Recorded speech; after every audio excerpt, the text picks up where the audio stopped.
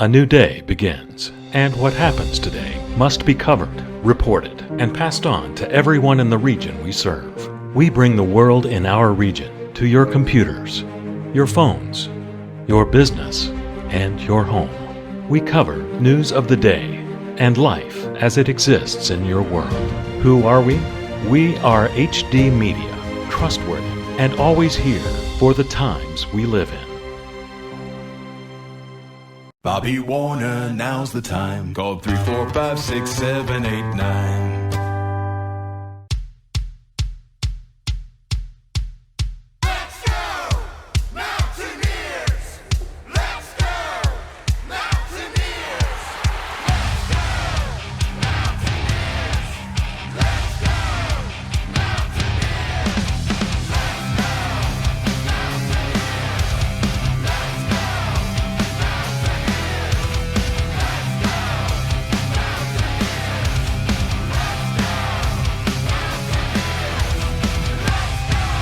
Welcome into the Press Virginia podcast presented by Warner Law Offices. Give them a call today at 345-6789. My name is Anthony Lewis. I'm joined on the phone from the University City, the star of the show, Coach Billy Hahn. How you doing, Coach? Anthony, I'm doing great. How about you, buddy? I'm hanging in there. I know Good. you guys got some snow up there this morning. Absolutely brutal this morning. Yeah. I mean, standstill traffic this morning for a couple hours. Well, hell, people can't drive up there when the sun's out, much less when whenever it's snow on the ground. Absolutely. Even since last week, West Virginia has not played. They're still on the COVID protocol, but as of we speak right now, West Virginia is scheduled to play K-State on Saturday. So I got to ask you, when I know you've never coached or had this type of thing where there's a virus that shuts down your program for 10 to 12 days, but do you think West Virginia could benefit from the time off, or what do you expect in Saturday from this West Virginia team? I expect a team that's probably going to be a little rusty because they haven't played any games and they haven't been able to practice. I think this is the first time they practice. I think maybe yesterday, I don't know for sure about yesterday, but I know Wednesday, today, Thursday, Friday, and then they play at Kansas State on Saturday. So I think you're going to see a team that's going to be rusty, and it's going to see a team that you can tell hasn't played a basketball game in a couple of weeks since their last three games have been postponed. Right. So here's what I wanted to get to. Last week, of course, we had Florida assistant and former Mountaineer Darrison Nichols on the show.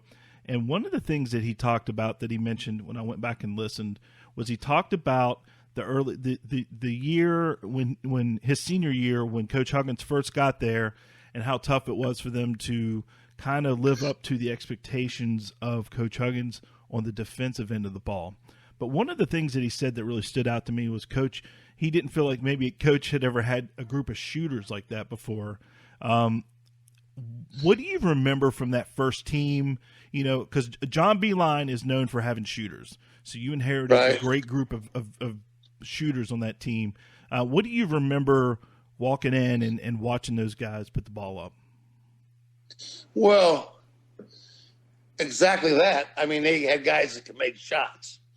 And I also remember those guys didn't really have a fondness to the way Coach Huggins wanted to play defense.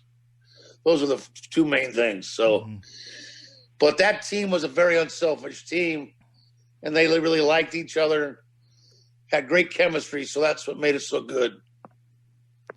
So the early days, of course, when you think back, you think of the Final Four run, obviously beating Kentucky. But a game that often gets overlooked is the game when you guys beat Duke. The game, it may be because a Final Four run, is a big deal, but the beating Duke at that point, I think, really catapulted West Virginia in the Bob Huggins era at that time. That whole that whole NCAA run was a phenomenal run, and beating Duke just sort of gave you that credibility. Do you remember if the guys, I mean, clearly you never know how a team's going to respond when you're taking on a Duke team. I've seen teams almost seem intimidated by a Duke team. What do you remember the look in their eyes, knowing that they were going to go out and take on Krzyzewski and the Blue Devils? I knew we were ready. Joe Mazzulla was a monster that game, and we guarded the heck out of Duke and did a hell of a job. And I could tell before the game just how hungry our guys were. You could see it in their eyes, and you could see we were ready to play.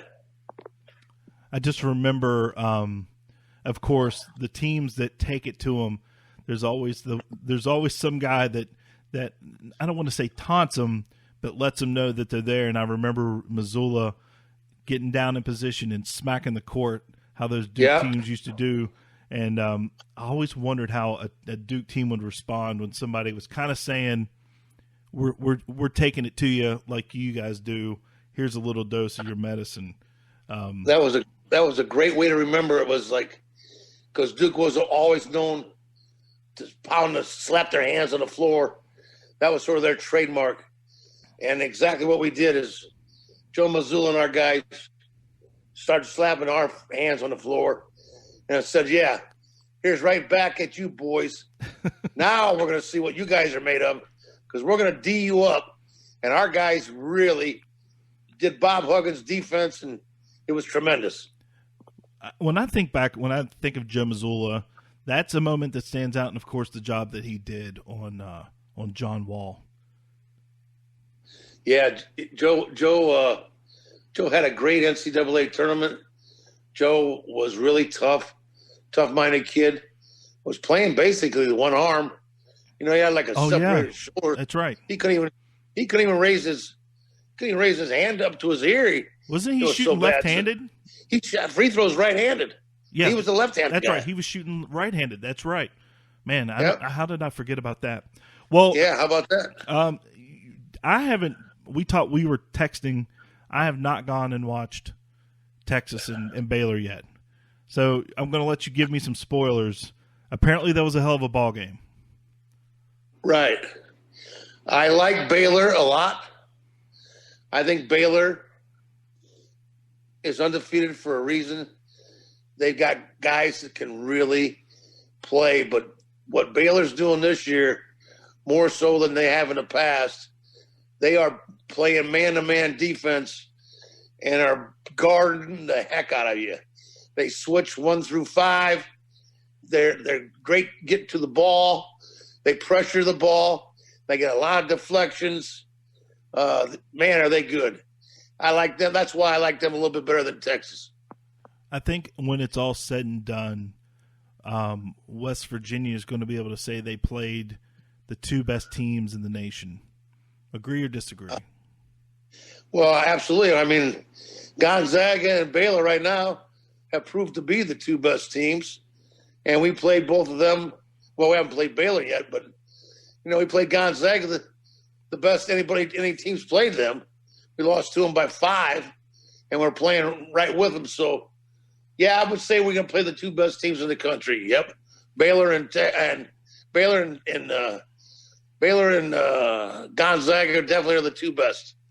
With I guess with this COVID shutdown, I'm sure the team has been over there working out. The guys that could, I don't think they've ever released who had it. If it was coaches, players, it really doesn't matter. But I know the guys that were not traced or were positive were able to go and do workouts. This team it'll be interesting to see this West Virginia team on Saturday, just due to the fact that I think West Virginia is still trying to adjust post Oscar. They're still trying to get their new flow. They're playing smaller, big Derek in the middle by himself. Then you've got an army of guards and forwards around him. I'm hoping to see. I kind of like the looseness that they've been playing with. They haven't been trying to pound it down inside, which obviously you want to get the ball to Derek, but at the same time, you can't force things. I'm curious. I'll be real interested to see how they come back and play on Saturday.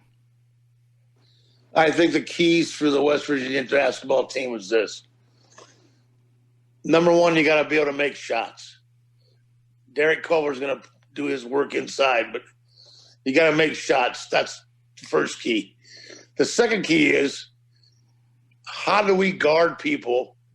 Are we going to be playing like Bob Huggins' teams play, where you take away ball reversals and you don't let the ball get reversed, and you're up in the passing lanes and you're pressuring the ball and taking stuff away? If that's there and the shots are making shots, there's nobody in the country we can't play with, nobody in the country we can't beat. Well, coming up in the next segment, we've got a dear friend of yours, Mr. Fran Fraschilla, will be joining us. I'm really excited to kind of talk to him. I know just by following his Twitter feed, he has a fondness for West Virginia. Franny loves the Mountaineers. He's a great, great friend of mine, and our listeners are going to get a big kick out of listening to Fran Fraschilla coming up. All right, so we're going to take a break, but I need you guys to jot this phone number down, 681-231-2632. Again, 681-231-2632. In the second segment, we're going to do the Dell Sparks Collection text-to-win question.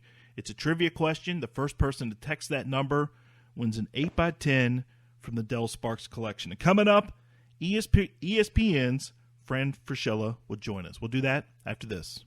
When you're injured on the job, the truth is the odds are stacked against you.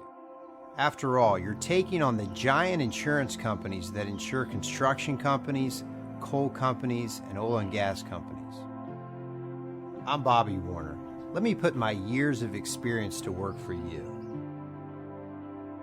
Warner Law Offices, when you need justice. Bobby Warner, now's the time. Call 345-6789. A new day begins, and what happens today must be covered, reported, and passed on to everyone in the region we serve. We bring the world in our region to your computers, your phones, your business, and your home. We cover news of the day and life as it exists in your world. Who are we? We are HD Media, trustworthy and always here for the times we live in. Do you have cold floors in your home? It may be time to insulate your crawl space because cold air is rising into the rest of your home. Alford Home Solutions can fix this problem. Go to alfordhomesolutions.com today to book your free insulation estimate. We'll examine the floor and the walls of your crawl space to see where the cold air is coming in. And then we'll block it out with one of our exclusive insulation products so we can make your home more comfortable. Winter is coming. Don't wait. Insulate.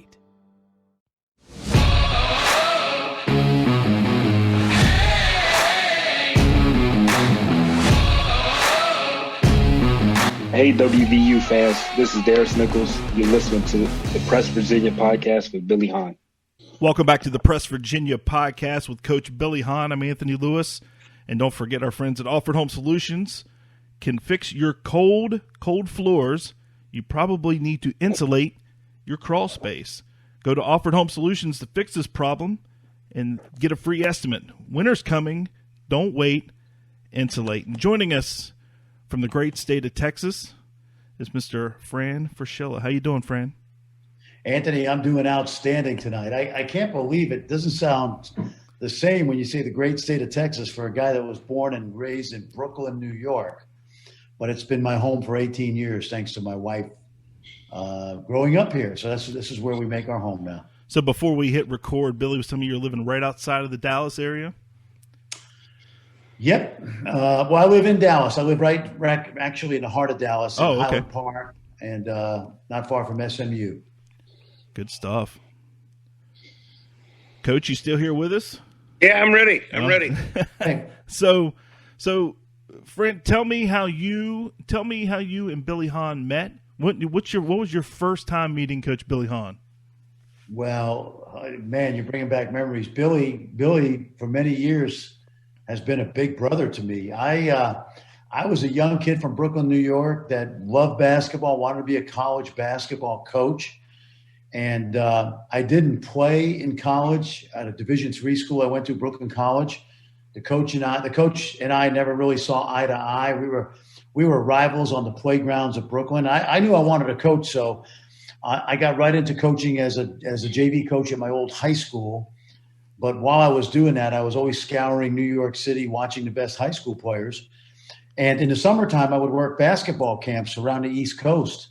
And one summer, I got hired to work a couple weeks of camp up at the University of Rhode Island. At that time, it was kind of an Eastern powerhouse. And Billy was the assistant coach. This is late 70s, Billy. I think it was 1978 when we first met. It's 1978 is correct, yes. Yeah, yep. And Billy and I hit it off, and, we talked recruiting, and, Rhode Island was a fixture on the East, and Billy said, hey, you can help me identify some kids in New York and Jersey. That'd be great. And so not only did I do that, but Billy started coming and staying at my house, which is a story in itself. Because I'm the oldest of 7 kids, big Italian family, and so I don't know how many bedrooms we had, Billy. I don't even know where you slept, but Billy spent a lot of time at my house, and we drove all over New York and Jersey, Connecticut, looking for players, and Billy really became my mentor, and he is the major reason I got into college coaching. He opened up a number of doors for me, and then the rest is history. So it's always great when I see him, because he's known me literally since I was 19 years old. Anthony, I'm going to tell you this. Fran Fraschilla is the encyclopedia of college basketball now on ESPN. But prior to that, he was the encyclopedia of high school basketball players in New York City and in northern New Jersey or whatever. Fran would have me lined up to go see. He'd go, Billy, we're going to see this kid at 1 o'clock. We're going to see this kid at 3 o'clock. We got this kid at 5:30. We got this kid at 7:30. And he had me at every place. Well, thank God he was there, because I sure as hell didn't know where I was going driving. But here's the key, Anthony. I got to know Billy so well that when he left to go to Ohio University with Danny Nee, this is impossible today. I went from being a college student and a Division II part-time assistant coach at New York Tech. In my first year out of college, Billy got me a full-time spot at the University of Rhode Island, replacing him, which would never happen today. And then a year later, I was lucky enough to join him and Danny Nee out at Ohio University, where I spent 6 great years in Athens, Ohio. Made many drives, Billy Hahn, through Parkersburg, Clarksburg, Fairmont, up through Morgantown, out into Hagerstown, up to Harrisburg, into New York and Jersey recruiting. We made that drive many times, didn't we? Sure did, man. Many. Hey, listen to this one, Anthony. I want Fran to tell our listeners about the time he was supposed to go recruiting and was leaving Athens, Ohio, supposed to go to New York City. Yeah. And it started snowing. Have Franny tell you that story. Well, and Morgantown is part of this story, Billy, because Anthony, my first year at Ohio U, Danny Nee was a great basketball coach. He had great success at Ohio U and Nebraska, later Robert Morris and Duquesne, and now he's retired up in Pittsburgh. But Danny was a very successful young coach who'd been an assistant at Notre Dame, and Billy went out to Ohio U with him to rebuild the Bobcat program, and a year later I joined them. And Danny, like myself, was from Brooklyn, so he had an affinity for me, and of course Billy convinced him that I was the guy that he ought to hire. And so I was out there for about 2 or 3 months, and I was going to drive back to the East Coast, 8.5 hours from Athens to New York City, to go see a recruit that we were really keen on, and we wound up signing. And it was early December, and we were on winter break. Ohio U was on the quarter system, and there were no cell phones back then. And so I get in my car in Little Athens, Ohio, and I'm going to make this long trip to New York. It was a Thursday, and the game was Friday night. And I go about 10 minutes out of Athens, and it's snowing like crazy. So I turn around and go back, and the team was practicing that morning because we had break, so there was no classes. And I come into the arena. I had snow all over me, and Danny was practicing with the team. Billy was out on the court. And Danny's looking at me during the practice. I'm waiting for a break in the action to tell him that I wasn't going to be able to make it. So sure enough, there was a water break, and he came over to me. He goes, "What are you doing?" So I said, "Well, Danny, it's snowing. I thought I would wait." And he goes, "Well, I can't even use the words, Billy." Yeah. But let's just say, Anthony, that I got a stream of profanities that shook me to the core. And he basically said, "You get your ass in that car and you get to New York. And I don't care if you die on the way, but you better get to that game tomorrow night." And so I got back in my car going 25 miles an hour to Parkersburg, Route 50, Clarksburg, Fairmont, Morgantown. You guys know what I'm talking about. Yeah. I get to Frostburg, Maryland. It took me about 9 hours to get to Frostburg, what normally would take me 4.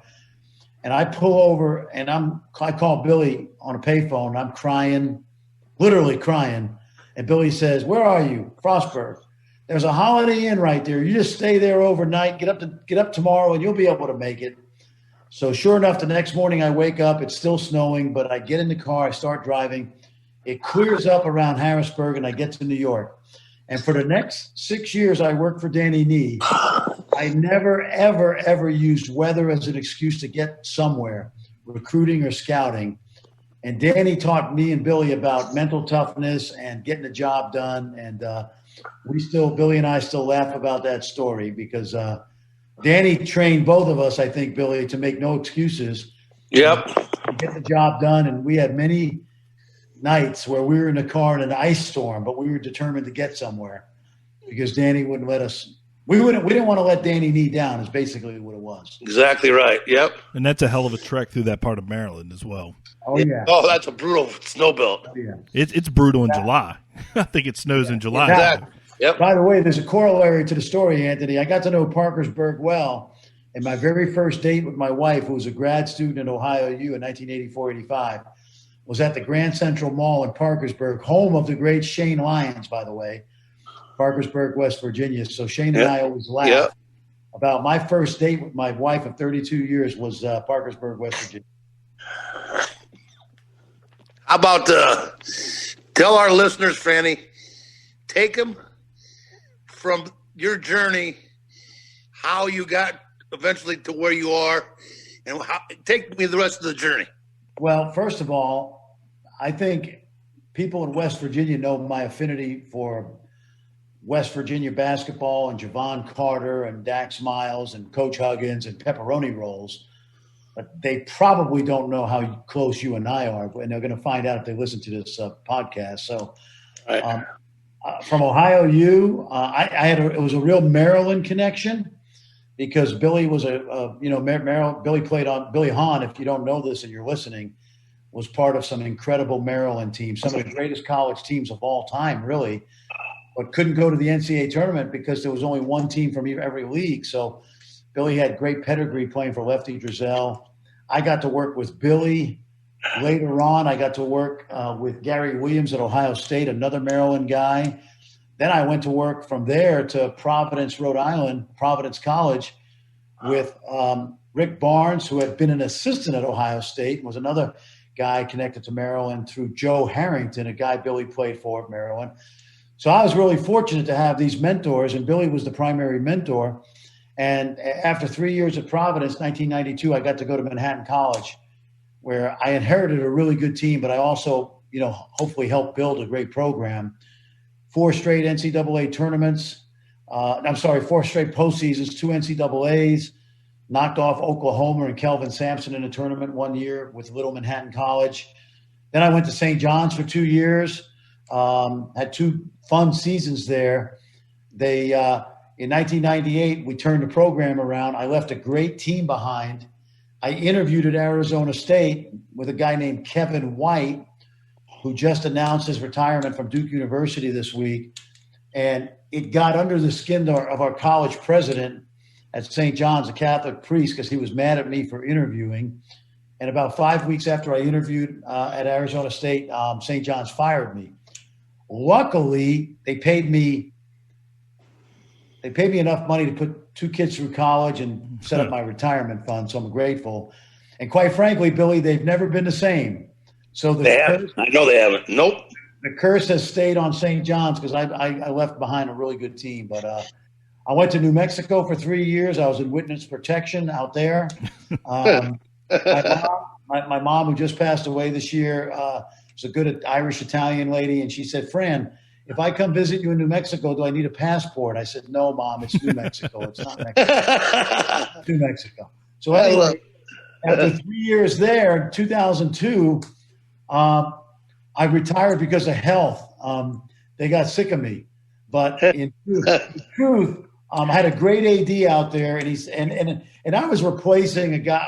I got the job when they were on NCAA probation. The guy I replaced, as Billy knows, went to Baylor, Dave Bliss. Yeah. And, it didn't work out there either. But I went to 3 postseasons at New Mexico, but the AD knew I was just not a New Mexico guy. And he said, listen, I'll pay you for 2 more years. You can stay and coach the team.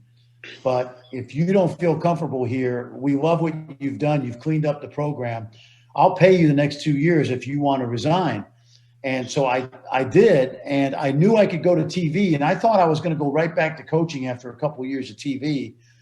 And in 2002, I went to ESPN. I had 2 little boys, 9 and 6, and they created an environment for me, guys, that I just loved what I was doing, not only in broadcasting, but watching my kids grow up. And while I had many chances to go back the first 10 years to coaching, I just didn't want to mess with Happy. I'd been burned out a little bit, I think, after 23 hard years. And so the last 18, 19 years, I've been at ESPN. My kids are growing up. James is with the Orlando Magic as the video coordinator. And Matt and James was at Oklahoma walk-on, played at Oklahoma. And Matt played at Harvard, and he's now the video coordinator for Jay Wright. And I've had a great 18 or 19 years at ESPN. So, and it all started because Billy Hahn was the guy that helped me get into college coaching, quite honestly. You know what, Fran? I appreciate that. That means a lot to me. It really does. You did, Billy. Hey, listen, we've talked about it since. Yeah. But there is no now we talk man to man now because we both had great runs. But I want Anthony and the listeners to know none of what I've accomplished, none of it would have happened.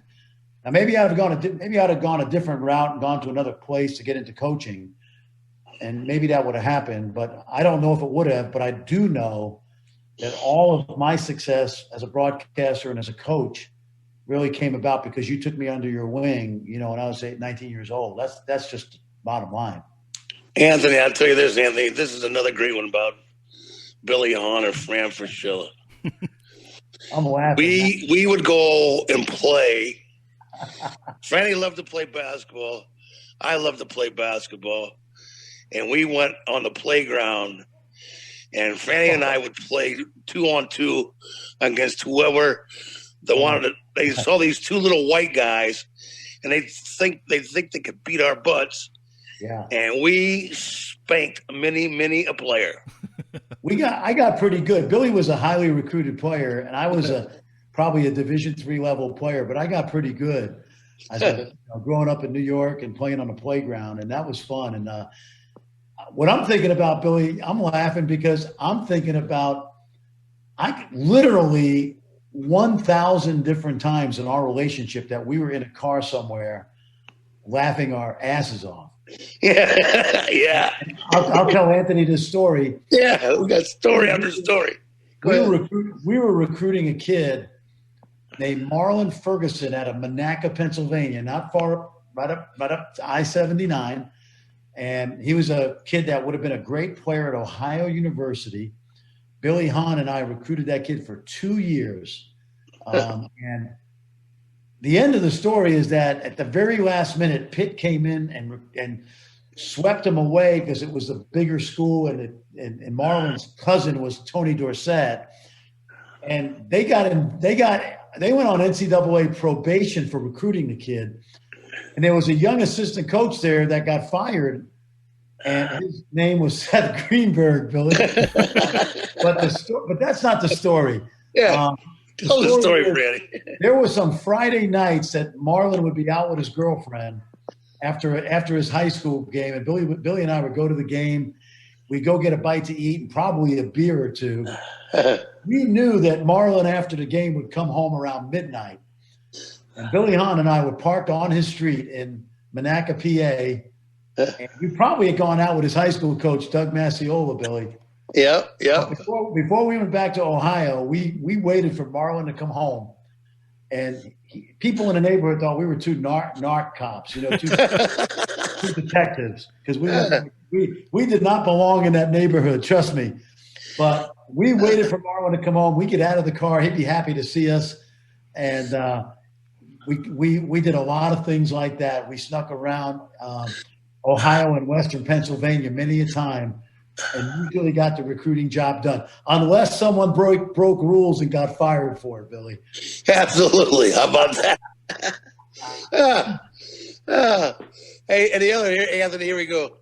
I could tell you story after story, but another great story with Fran is Franny.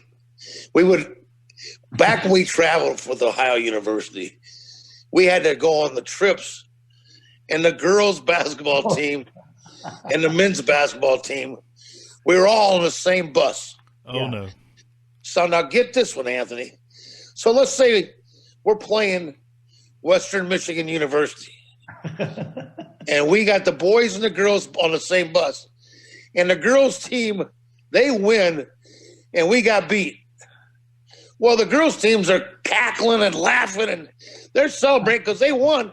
And meanwhile, I am burning up. I am so mad. And I got to listen to those knuckleheads. That was crazy. But, Billy, here's the deal. Our women's teams back then were horrible, and we won a lot. Yes, that's true. Yeah, and that was pretty good. I'll never forget the night in 1983, and you know this. You'll remember it quite well. We got handily twice by Bowling Green. And we played the conference championship game in that arena for like 6,000, packed house, 90 degrees in there. We somehow, no shot clock, we hold the ball. We make a 10 out of 11 field goals in the second half. We win the game. We're going to the NCAA tournament. You guys are on the bus back to Athens, Ohio, celebrating. I was celebrating too, but I got in the car and drove on my way to Milwaukee to recruit a big guy we ended up signing and getting and coaching, who we love dearly, Big John Rhodes. Big John Rhodes, yep. I stopped in South Bend, Indiana, along the toll road right there. You know where it is. Yeah. At a Red Roof Inn right near where you grew up. Yeah. I'll never forget that because I was going, 80, 90 miles an hour as a 24-year-old kid thinking, we are going to the NCAA tournament. Unbelievable. The next day, Danny Nee flew into Milwaukee. I picked him up. I made the drive the next morning. We recruited John, and I'll never forget this. I've never told you this, but we were in the house with John, and the Big Eight championship game was on, and Oklahoma State won the Big Eight championship that year, and the point guard on that team was a kid named Bill Self. How about that? I didn't know that. 1983, and wow. I'll never forget going to the NCAA tournament. You and I, and we went down and we won a buzzer beater against Illinois State, and we played Kentucky, Billy, in the next round, right? Right. Yep. I'll never forget this because this is something I did as a head coach. You and I were sitting on the bench about an hour before the game, watching Kentucky warm up with literally eight McDonald's All-Americans. Right. Yep. And I think five or six of them played in the NBA. And I'll never forget this. Joe Hall came down to our bench, and he introduced himself to us. And he said, Billy, good luck today. Yeah. Fran, have a good one. And I was in awe. I said, Joe Hall knows my name. I can't believe Joe B. Hall knows me and Billy. Yeah. And what must have happened is he must have asked one of the assistants, Leonard Hamilton, yeah, or he looked in the game program to see who the assistant coaches were at Ohio U. Sure he did. I never forgot that. I told Coach Hall many years later about that story. Yeah. And Billy, every game I was a head coach, I went down before the game and introduced myself to the assistant coaches. And Joe Hall did that day, and I never forgot that. Anthony, I'll tell you the other thing about Franny and myself. There's really not too many people in college basketball. We're just talking college basketball right now. That both of us, we know them and they know us. Yeah. And they knew us and we knew them. I mean, it's crazy. Yeah. Think about all the Hall of Fame coaches, legendary guys that Fran and I know in college basketball. It's scary. Yeah, well, remember, Billy, back in the old days, we always were out on the road recruiting. Yeah.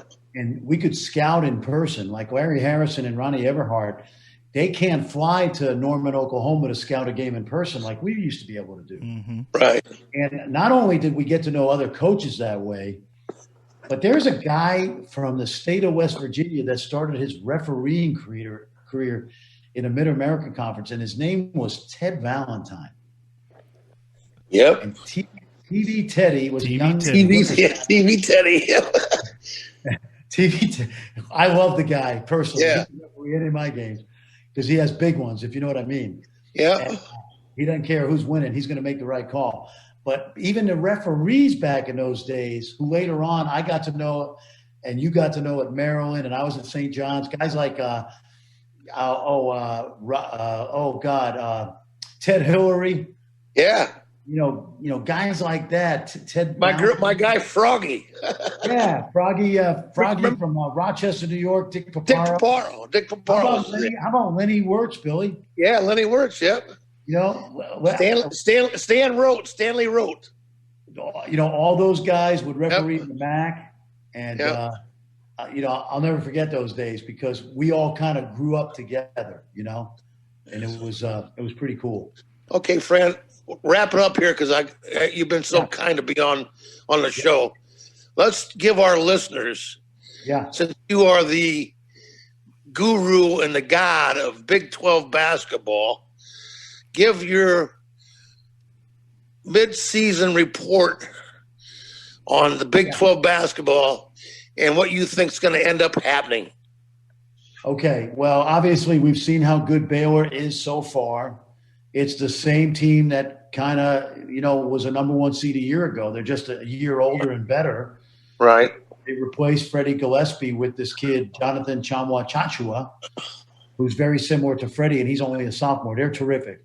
Right. Texas has grown up. Texas has been so inconsistent. You saw that game a couple of years ago, Billy, where you guys beat them by 40 points in the building. Yep. Might have been last year, in fact. I think it was last year. It was. And so they've grown up. They're kind of tired of getting their necks stepped on. They're pretty good.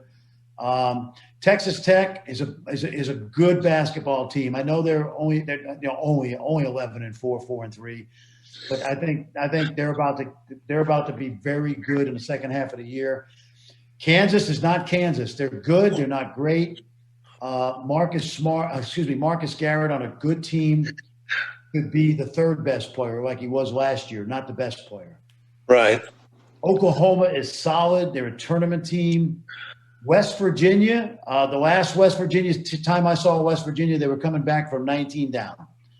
And I think that if, barring this COVID break here, if they can keep it together, I think they're going to be smaller, sleeker, more room inside for Big DC, who's having a great season, more out of Jalen Bridges in the backcourt. I think they have a chance to be very good, obviously a tournament team.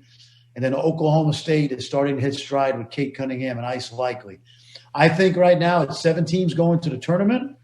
I'll see a really good Texas Tech West Virginia game on Monday night on Big Monday. And obviously the fan support in all these arenas is not what it is. That's so disappointing. But hey, I'm glad every time I get to see these kids go out on the court and compete. So I'm excited about the second half of the Big 12. Billy and Anthony, we're day by day with this virus. Yep. Anything can happen. We just got to be grateful for every game that's played. Hope we have a good Big 12 tournament. Hope we have a good NCAA tournament. But as we usually say, man plans and God laughs. Yeah. Man plans and the virus laughs. Ain't that the truth? Now, Absolutely. Last thing, Anthony, you do I know you want to find this out, Anthony. Promise you, Fran. This is it. Anthony's got one question for you that he wants to ask you. Yeah, so I used to do some freelance work as a camera operator for ESPN, so I know what it's like to go city to city, and you kind of got your hangouts. So for the West Virginia fans and the listeners and the people that know Morgantown, what's your go-to when you come to town, when you come to Morgantown? Yeah, that's a good question. I'm a simple guy. First of all, they always take care of us at Cheddar's, okay? Over there, over by the mall. They're always great for Cheddar's. I love Cheddar's because we stay over at that new courtyard. But I can't, Oliverios, love Oliverios. They treat us great over there. I love the family. So that's another one that I like. And I'll go to Cracker Barrel while I'm here. I love Cracker Barrel. I love it. That's my go-to spot. Nothing fancy. I'm just a regular guy. Billy and I go way back with Bob Evans. Yeah. So I frequent Bob Evans. The one Bob Evans, if you're listening, your service has got to get a little better because I've been going to Cracker Barrel. Okay. Uh-oh. So if you're listening, you Bob Evans people over there off of, I'm not sure what that road is on the way to Hagerstown, Billy. Yeah. Let's get the Bob Evans people over there cracking again because I love the chicken mashed potatoes and chicken and noodles and the mashed potatoes with the biscuits. Right. So and maybe I'm doing a public service announcement here. But when in doubt, it's Cheddar's or Oliverios. Well, you can't go wrong with any of those. Pepperoni rolls. Anytime. I prefer not to get them at Sheetz's. No offense, Sheetz's. I'll get my gas there. I don't really want to get my pepperoni rolls there, but if I have to, that's okay too. But where do you get your pepperoni rolls? I get them. Hey, listen, courtside, I get them. They bring them from all over the state for me. Right. Okay. Now Ronnie Everhart says I got to go to Fairmont to get them. Right. That's and the go home. to the restaurant there that he's always telling me about, Italian place. But right. I'll take pepperoni rolls from anywhere in the great state of West Virginia. Awesome. Good stuff. Franny, I can't thank you enough, man. Hey, listen, Anthony, I meant what I said. I love Billy Hahn to death. I mean that. Billy and Kathy were like mom and dad to me. Big brother, really. Big sister. And I'm so happy for Billy and Kathy. He's had a great run, and he's got a great family. And West Virginia people, you know Billy Hahn, but I gave you a little more insight into the Billy Hahn that I know. And Billy Hahn has meant the world to me. So it's great being on. Great stuff. We appreciate you. That's for sure. Thanks, Anthony. Billy, I'll see you soon. Thanks, Franny. Love you, dog. Love you too, man. All right. Bye. Mr. Fran Fraschilla there, coming from the great state of Texas. I felt like we could have went for another hour with him, Coach. Oh, no doubt. Absolutely. Absolutely. All right. We got story after story. And maybe we'll get him back on. We can do like a long form sure. type of thing. Well, now it's time for the Dell Sparks Collection Text to Win question of the week. Jot this phone number down, 681-231-2632. Again, that phone number, 681-231-2632. And before we get into the question, I'm going to give a shout-out to Fred Myers, who's down in Texas. Coach, I sent you that text message. It says he knows you, and he informed me, I guess he's recovering from a stroke. So want to send a message out to him and let him know how much we appreciate him listening to the show every week. So here's this week's question. In 2008, Coach Huggins, that was his first season at West Virginia, led WVU to an NCAA appearance. Who was the first opponent in the 2008 NCAA tournament? Again, that question, in 2008, West Virginia led WVU to the NCAA tournament. Who was Coach Huggins' first opponent as the head coach at West Virginia? If you know that answer, text the answer to 681-231-2632. The first person to answer that question gets an 8x10 from the Dell Sparks collection. I think you're in that collection, Coach. There's a great photo of the original 4 head coaches the very first game you guys were at West Virginia. Have you ever seen that one? I have, yes. That's a great picture. Yeah, it's a great photo. Well, again, West Virginia will take on K-State on Saturday, post-COVID. So, what are you expecting, Coach? How does a team keep it together after you've been off? That's a great question. I haven't had a chance. I had 2 calls in, and neither one of them got back to me to talk to Coach Martin and to Ryan McIntyre. And and they didn't get back to me. So I ain't going to lie to you, Anthony. I don't think I really know what's going on. Right. What scares me is they haven't been able to play and they haven't been able to practice. Now they got to practice. I know they started this week again. I think they've had 1 practice, maybe 2 tomorrow, and then 3 on Friday to get ready for Kansas State. Well, I guess if you're coming back from being off, the team you would want to play right now is Kansas State because they've lost 5 in a row. So I guess that's a good thing. Yeah, absolutely. Then you got to turn around, come home, and get ready for Texas Tech, which, of course, Fran said that he would be calling the game. It's pretty neat how they do that. They do that remote, but right. I know he would rather be in Morgantown getting some pepperoni rolls, but he'll be on the call on Monday night. You got a really good Texas Tech team on Big Monday. Right. Have you seen Texas Tech play a few times? I have. I watch every Big 12 game that's on every night.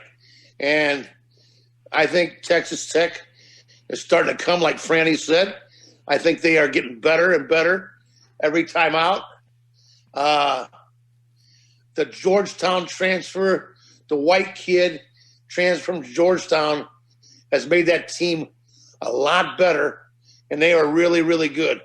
So I think Texas Tech is a very dangerous team right now.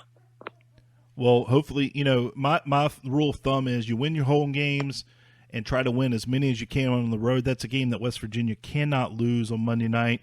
I think they should be able to handle K-State on the road, but you can't lose at home. They've already lost to Texas at home, so I think a Texas Tech loss at home would be I don't want to call it devastating, but it would not be good. You don't want to lose at home. I think if we just continue to play the way we're capable of playing, we will be in the NCAA tournament. The problem you have is you want the highest seed you could possibly get. Right. So I don't think it's a scare or worried about not making the tournament. I think we'll make the tournament. What's going to be our seed? That's the main thing. So all right. So you don't feel like there's any risk of West Virginia missing the tournament, but like you were saying, the fact you're playing for a seeding at this point. Yeah, when the higher seed you have, obviously, the better it is for you. So bracketology came out, and they got us a 4 seed as we speak. So if you can stay 4, 3, 2, you're not going to be a 1 seed, but if you could get a 4 or 3 seed, obviously that's to your favor. You just can't end up getting a 5, 6, or 7, especially a 7. That's a dangerous seed. Right. So you want to get at least a 4 seed. Absolutely. Well, I'll tell you what, Coach, let's cut it there. And I'm going to leave you with the last word as we always do. So Hal, let's take it home. Well, to all my listeners and to all of our sponsors, can't thank you enough for listening to Press Virginia podcast with Anthony Lewis and Coach Billy Hahn. And I always end up like this. Great day to be alive. Count your blessings. If you're praying, you're not worrying. If you're worrying, you're not praying. God bless you, West Virginia fans. Good night. Absolutely. And with that, we want to say thanks to our sponsors, the Warner Law Offices, Alfred Home Solutions, the Dell Sparks Collection, and, of course, HD Media, who is a partner with us, and the Charleston Gazette. We'll see you guys next week on the Press Virginia Podcast. The Press Virginia Podcast is produced by Anthony Lewis in partnership with HD Media and the Charleston Gazette Mail. The Press Virginia Podcast is presented by Warner Law Offices. Now's the time. Call 345-6789 and is sponsored by United Bank, West Virginia's bank, Alfred Home Solutions, fixing homes inside and out since 1963, the Charleston Gazette Mail, and the Dale Sparks Collection. Support the Press Virginia Podcast by shopping at pressvirginia.com.